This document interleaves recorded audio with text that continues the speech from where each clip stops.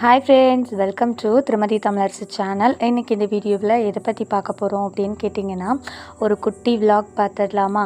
என்னோடய evening routine vlog தான் நீங்கள் பார்க்க போகிறீங்க. என்னோடய ரொட்டீன் லைஃப் பார்த்தே ரொம்ப நாள் ஆயிடுச்சு அப்படின்னு நினைக்கிறேன் நம்மளோட சேனலில். ஸோ இன்றைக்கி பக்கத்தில் இருக்கிற கோவிலுக்கும் போகலாம் அப்படின்றதுக்காக தான் இன்றைக்கி புடவை கட்டியிருக்கேன்.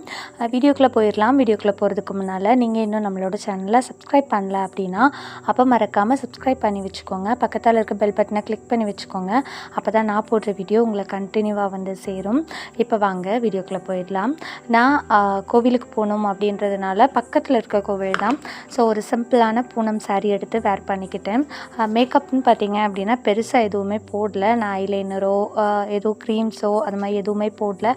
ஜஸ்ட் பார்த்தீங்க அப்படின்னா பொட்டு குங்குமம் வச்சுட்டு லிப் பாம் மட்டும் போட்டிருக்கேன். பிகாஸ் உதடு வந்து ரொம்ப ட்ரையாக தெரியும் அப்படின்றதுக்காக. நான் வந்து வீடியோ ஸ்டார்ட் பண்ண டைமில் பார்த்தீங்க அப்படின்னா பசங்களும் வந்துட்டாங்க. ஈவினிங் 5 o'clock ஆகிடுச்சு. ஸோ அதே மாதிரி இன்னொரு டிஃப்ரெண்ட் பார்த்துருந்துருப்பீங்க. நான் வந்து மேக்ஸிமம் இந்த மாதிரி ஷார்ட் ஸ்லீவ் வச்சு நான் வந்து ப்ளவுஸ் அவ்வளோவா வேர் பண்ணுறது இல்லை. அதை ஸ்டாப் பண்ணிட்டேன். பட் இந்த சாரீ ரொம்ப நாளாக வேர் பண்ணாமல் இருந்தது. ஓகே, இன்றைக்கி வேர் பண்ணலாம் அப்படின்றதுக்காக தான் வேர் பண்ணியிருந்தேன். நாளைக்கு பார்த்தீங்க அப்படின்னா செவ்வாய்க்கிழமை. எப்போதுமே செவ்வாய்க்கிழமை வீடெல்லாம் க்ளீன் பண்ணி விளக்கு தேய்க்கக்கூடாது அப்படின்னு சொல்லுவாங்க. செவ்வாய் வெள்ளிக்கிழமைகளில் மற்ற கிழமைகளில் செய்யலாம் அப்படின்னு சொல்லுவாங்க. ஸோ அதனால் நான் பார்த்தீங்க அப்படின்னா இன்றைக்கே விளக்கு எல்லாம் விளக்கி க்ளீன் பண்ணி பூஜை பொருட்களுக்கெல்லாம் பார்த்தீங்க அப்படின்னா பொட்டு வச்சிட்ருக்கேன். ஸோ வீட்டில் பூஜை முடிச்சுட்டு அதுக்கப்புறமா கோவிலுக்கு போனால் போதும்.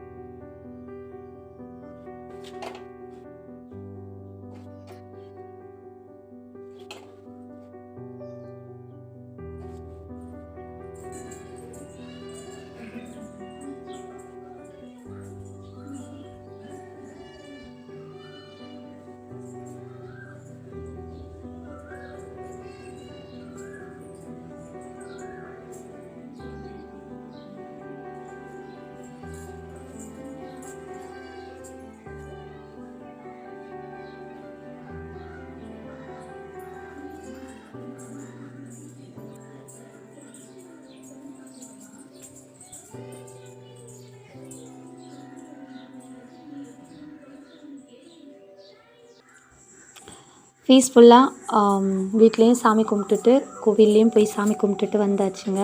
ரொம்ப மனநிறைவாக இருந்தது இன்றைக்கி சாமி கும்பிட்டுட்டு வந்தது.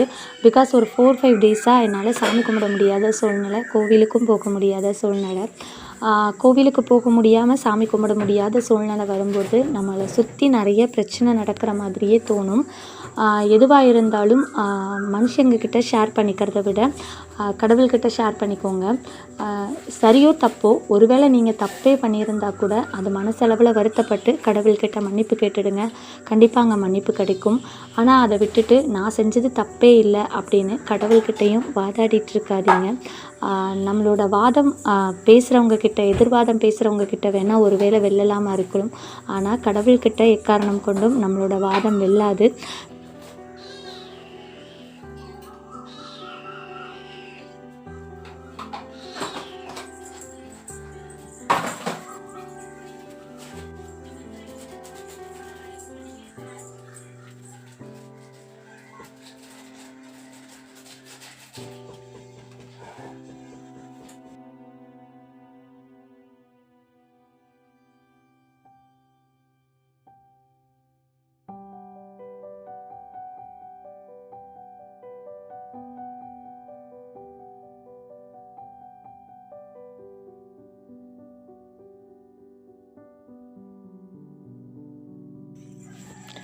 நான் எனக்காக யார் இருக்கா அப்படின்னு எப்பெல்லாம் நான் நினைக்கிறேனோ அப்போல்லாம் என் மனசு கரெக்டாக இயற்கையை தேட ஆரம்பிச்சிடும்.